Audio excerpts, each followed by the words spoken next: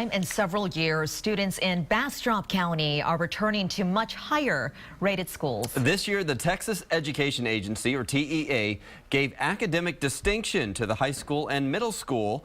And our Kate Whitehall is live at Cedar Creek High School this morning with details on how they did it, Kate. Good morning. Well, when you ask the principal and superintendent what it takes to go from having some of the lowest ratings in the state to some of the highest, they'll let you know that it really becomes a combined effort of really getting everyone on board.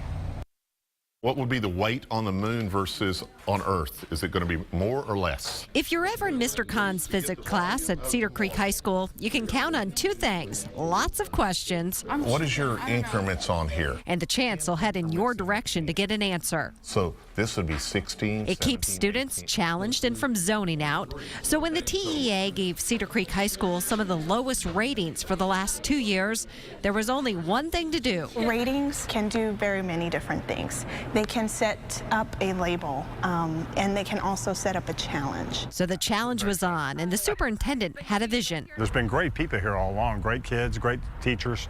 They just didn't have the systems approach that we needed, and that's starting to pay off.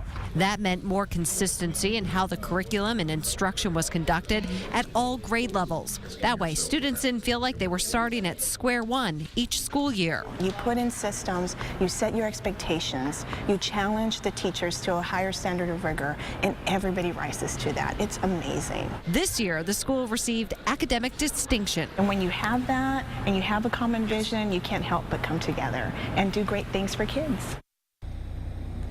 And those ratings are based on English language arts as well as math. And then to get that academic distinction, you have to be rated compared to the top 25% of schools in Texas with a comparable size. Now, two other schools did receive academic distinction as well: Bastrop High School and Cedar Creek Intermediate School. And this school actually behind me is only 4 years old. And we have a link on our website right now, KXAN.com, a slideshow of how beautiful this campus is on the inside.